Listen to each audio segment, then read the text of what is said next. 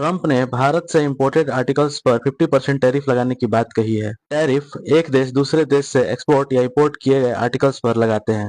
Trump का कहना है भारत जैसे देशों से इंपोर्ट किए गए सस्ते आर्टिकल से उनके इंडस्ट्रीज को नुकसान पहुंचता है। इसलिए वो 50% टैरिफ लगाने की बात कर रहे हैं ताकि डोमेस्टिक मार्केट को बचाया जा सके। और उनका यह भी मानना है कि अमेरिका का ट्रेड डिफिसिट लगातार बढ़ रहा है, इसलिए टैरिफ लगाना बहुत जरूरी है।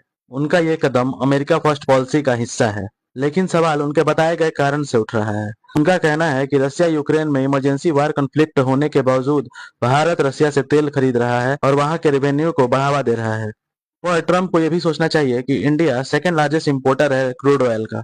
फर्स्ट पर चाइना आता है, तो फिर आप चाइना पे टैरिफ का परसेंटेज क्यों नहीं बढ़ा रहे हैं? क्योंकि चाइना के साथ तो आपका ट्रेड डिफिसिट है, ऊपर से चाइना के पास लेवरेज है क्रिटिकल मिनरल्स का, जैसे गैलियम, जर्मेनियम, पैलेडियम, जिससे आपके डिफेंस सेक्टर को मजबूती मिलती है। और जब आपसे न्यूज एजेंसी सवाल करती हैं कि आप भी तो रसिया के साथ केमिकल एंड फर्टिलाइजर्स का ट्रेड करते हैं, तो फिर आपका जवाब होता है कि मुझे ये नहीं पता, मैं जाके चेक करूंगा, फिर मैं आपके समक्ष ये बात रखूंगा।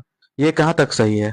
पहले आप खुद तो व्यापार करना छोड़िए, फिर दूसरों को नसीहत दीजिए। और उधर यूरोपियन यूनियन भी भारत पर सवाल खड़े करके डबल स्टैंडर्ड को शो कर रहा है। यूरोपियन यूनियन खुद यूरेनियम खरीदता है रसिया से न्यूक्लियर इंडस्ट्री के लिए, पैलेडियम खरीदता है इलेक्ट्रॉनिक व्हीकल इंडस्ट्री के लिए, और साथ साथ केमिकल और फर्टिलाइजर्स भी। 2024 में रसिया में कुल 924 बिलियन का एक्सपोर्ट हुआ था, जिसमें 212 बिलियन यूरोपियन यूनियन ने इम्पोर्ट किया था।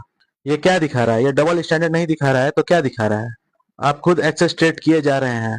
अमेरिका का खुद 25% का ग्रोथ है ईयर बाय ईयर रसिया के साथ ट्रेड का, और आपका ट्रेड डिफिसिट सिर्फ भारत पर इम्पोर्ट टैरिफ लगाकर सुधार हो रहा है। इस वजह से रसिया का साफ कहना है कि हम सोवरेन कंट्रीज हैं, हमें खुद तय करना है कि हम किसके साथ ट्रेड करें या ना करें।